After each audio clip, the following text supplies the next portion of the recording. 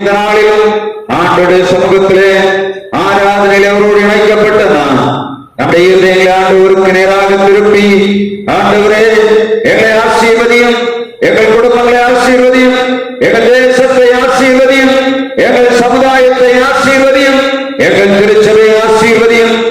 வெப்பினியாடியாய் கிடக்கிறவர்கள், பிரச்சனைகளுக்கு கிடக்கிற ஜனங்கள், வழக்குகளுக்குள்ளே சிக்கியிருக்கிறவர்கள், எல்லா விதமான சரீர பலவீனங்களை சுமந்து கொண்டிருக்கிற ஜனங்களுக்காக திருச்சபையாக ஜெபிக்க வேண்டியது நம்முடைய கடமையாக காணப்படுகிறது.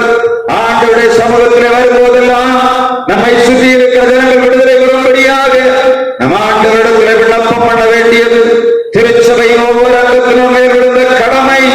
அதற்காகத்தான் ஆண்டவர் திருச்சபை இந்த தினத்திலே ஸ்தாபித்திருக்கிறார்.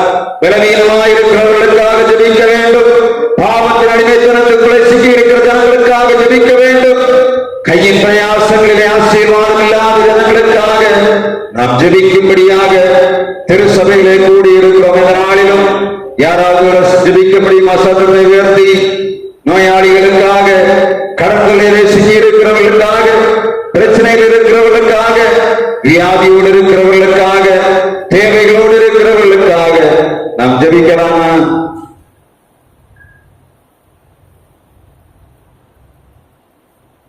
கிருபை இரக்கம் நிறைந்தவரே, இந்த சாயங்கால பொழுதிலும் உங்களுடைய பிள்ளைகள் ஒரு சிலராய் கூடி உங்களுடைய திருச்சபையிலே வந்து உங்களுடைய திருப்பாதம் அமர்ந்து உங்களுடைய திருமுகம் நோக்கி பார்த்து எங்கள் விண்ணப்பங்களை வைக்கும்படியாக நீர் எங்களுக்கு தந்த நல்ல சாக்கியத்துக்காக, பாக்கியத்துக்காக நன்றி செலுத்துகிறோம். கடந்த நாட்களை கண்ட எத்தனையோ பேர் இந்த நாட்களை காண முடியாதபடி தங்கள் படுக்கைகளை பாதாளங்களில் போட்டிருக்கும் போது அப்பர்களும் நீசர்களும் தூசிகளும் ஒன்றுக்கும் உதவாதவர்களாய் எங்களையும் உங்களுடைய திருப்பாதத்திலே கொண்டு வந்து உங்களுடைய பாதத்திலே சமாதானமாய் அமர்ந்து உம்மை ஆராதிக்கும்படியாக, உம்மை தொழுது கொள்ளும்படியாக, உம்மை சேவிக்கும்படியாக நீர் எங்களுக்கு தந்த விலையேற பெற்ற சாக்கியத்துக்காக நன்றி செலுத்துகிறோம். இந்த நாளிலும் உங்களுடைய பிள்ளைகளாய் நாங்கள் விண்ண வைக்கிற விண்ணப்பங்களுக்கு செவி கொடுக்கிற எங்கள் ஆண்டவர், இந்த நாளிலும் பாவத்தின் அடிமைத்தனத்துக்குள்ளே சிக்கி அந்த காலத்தில் இருக்கிற ஜனங்களை கர்த்தர் மீட்டெடுக்கும்படியாக ஜெபிக்கிறோம். தொடர்ந்து ஜெபம் பண்ணி கொண்டிருக்கிறோம். ஆண்டவரே கர்த்தாவே, நீர் கேட்கிறவர், எங்களுக்காக பதில் செய்கிற ஆண்டவர் நீர் அல்லவா? எங்களுக்காக விண்ணப்பங்களுக்கு செவி கொடுத்து உங்களுடைய வல்லமை அபிஷேகத்தை வெளிப்படுத்தும்படியாக ஜெபிக்கிறோம். ஆண்டவரே, இதனால யார் யாரெல்லாம் நோயினாலே, பலவீனங்களினாலே மருத்துவமனைகளின் வீடுகளிலும் காத்திருக்கிறார்களோ எங்கள் பிள்ளைகளுடைய சரீரங்களை கர்த்தர் தொடுவீராக. தூரத்திற்கும் சமீபத்திற்கும் ஆண்டவரான உங்களுடைய கரம் தம்முடைய பிள்ளைகளை ஆளுகை செய்யும்படியாக ஜெபிக்கிறோம். ஆண்டவரே, பலவீனனுக்கு பலம் கொடுக்கிற கர்த்தர் நீர் அல்லவா? சுகவீனர்களுக்கு சுகம் கொடுக்கிற கரம் நம்முடைய பிள்ளைகள் வைக்கப்படும்படியாக ஜெபிக்கிறோம். ஆண்டவரே, இந்த நாளில் திருச்சபையில வந்து உம்மை ஆராதிக்க முடியாதபடி பலவிதமான சூழ்நிலைக்குள்ள கிடக்கிற ஜனங்களை கண்ணோக்கி பாரும். உம்முடைய திருச்சபையில வந்து வரும் நாட்களில் உம்மை ஆராதிக்கும்படியாக, உம்மை தொழுது கொள்ளும்படியாக எங்கள் பிள்ளைகளுக்கு இரக்கம் பாராட்டும்படியாக ஜெபிக்கிறோம். ஆண்டவரே, இந்த நாளிலும் வெளியூர்களிலே, வெளி மாவட்டங்களிலே வேலை செய்து கொண்டிருக்கிறவர்கள், வேலைக்காக முயற்சி செய்து கொண்டிருக்கிற ஒவ்வொருவரை கர்த்தர் கண்ணோக்கி பார்ப்பீராக. எங்கள் பிள்ளைகளுக்கு கையின் பிரயாசங்களை ஆசீர்வதித்து தாரும். எதிர்கால நன்மைகள் எங்கள் பிள்ளைகளுடைய வாழ்விலை சிறப்பாய் காணப்படும்படியாக இருக்கிற இடங்களிலே, உன்னதமான இடங்களில் இருந்து எங்கள் பிள்ளைகள் ஆசீர்வாதத்தை பெற்றுக் கொள்ளும்படியாய் கிருபை தருவீராக. நாட்களிலும் எங்கள் பிள்ளைகள் வெளியிடங்களிலே வேலை செய்கிறார்கள் அப்பா, கர்த்தர் தம்முடைய பிள்ளைகளை தாங்குவீராக.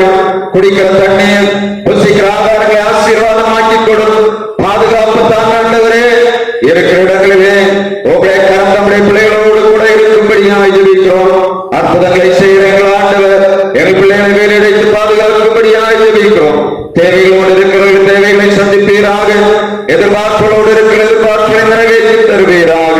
கை பிரயாசம் நிறைவான ஆசீர்வாதத்தை கொடுத்து எங்கள் பிள்ளைகளை ஆசீர்வதிக்கும்படியாய் ஜெபிக்கிறோம். ஆண்டவரே, நிறைவானது வரும்போது குறைவானது ஒழிந்து போகும் என் சொன்ன வார்த்தை பிரகாரம் யார் யாரெல்லாம் அந்த நாட்களை குறைகளுக்குள்ளே கிடக்கிறார்களோ ஒவ்வொரு கர்த்தர் குறைகளை நீக்கி நிறைவாக்கி எங்கள் பிள்ளைகளை ஆசீர்வதித்து அனுப்பும்படியாய் ஜெபிக்கிறோம்.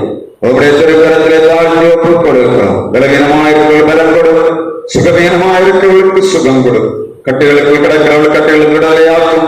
உங்களுடைய திருப்பாதத்திலே நாங்கள் எல்லாவற்றை வைக்கிறோம் ஆண்டவரே. கர்த்தர்களின் ஜெபங்களை கேட்டு பதில் செய்யும்படியாக உங்களுடைய பாதம் பணிந்து கெஞ்சி கொண்டாடுகிறோம். இரக்கம் நிறைந்த பரம தந்தையே, ஆமென். நம்ம மறலாம் திருமறை பாகம் வாசிக்கலாம்.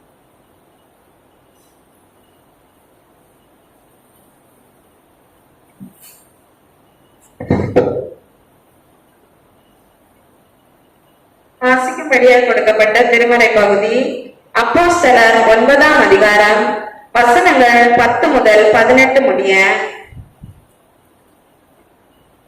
அப்போஸ்தலர் 9ஆம் அதிகாரம் வசனங்கள் 10 முதல் 18 முடிய.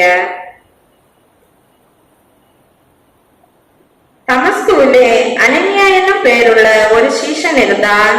அவனுக்கு கர்த்தர் தரிசனமாகி, அனனியாவே என்றார். அவன், ஆண்டவரே, இதோ அடியேன் என்றான். அப்பொழுது கர்த்தர், நீ எழுந்து நேர்தெரு எனப்பட்ட தெருவுக்கு போய் யூதாவின் வீட்டிலே தர்சு பட்டணத்தானாகிய சவுல் என்னும் பெயருள்ள ஒருவனை தேடு. அவன் இப்பொழுது ஜெபம் பண்ணுகிறான். அனனியா என்னும் பெயருள்ள ஒரு மனுஷன் தன்னிடத்தில் வரவும் தான் பார்வை அடையும்படி தன்மேல் கை வைக்கவும் தரிசனம் கண்டான் என்றார். அதற்கு அனனியா, ஆண்டவரே, இந்த மனுஷன் எருசலேமில் உள்ள உம்முடைய பரிசுத்தவான்களுக்கு எத்தனையோ பொல்லாங்குகளை செய்தான் என்று அவனை குறித்து அநேகரால் கேள்விப்பட்டிருக்கிறேன். இங்கேயும் உம்முடைய நாமத்தை தொழுது கொள்கிற யாவரையும் கட்டும்படி அவன் பிரதான ஆசாரியர்களால் அதிகாரம் பெற்றிருக்கிறானே என்றான். அதற்கு கர்த்தர், நீ போ, அவன் புறஜாதிகளுக்கும் ராஜாக்களுக்கும் இஸ்ரவேல் புத்திரருக்கும் என்னுடைய நாமத்தை அறிவிக்கிறதற்காக நான் தெரிந்து கொண்ட பாத்திரமாய் இருக்கிறான். அவன் என்னுடைய நாமத்தின் நிமித்தம் எவ்வளவாய் பாடுபட வேண்டும் என்பதை நான் அவனுக்கு காண்பிப்பேன் என்றார். அப்பொழுது அனனியா போய் வீட்டுக்குள் பிரவேசித்து அவன் மேல் கையை வைத்து, சகோதரனாகிய சவுலே, நீ வந்த வழியிலே உனக்கு தரிசனமான இயேசுவாகிய கர்த்தர் நீ பார்வை அடைபடிக்கும் பரிசுத்த ஆவியினாலே நிரப்பப்படும் படிக்கும் என்னை அனுப்பினார் என்றான். உடனே அவன் கண்களில் இருந்து மீன் செதில்கள் போன்றவைகள் விழுந்தது. அவன் பார்வை அடைந்து எழுந்திருந்து ஞானஸ்நானம் பெற்றான் என்பதே.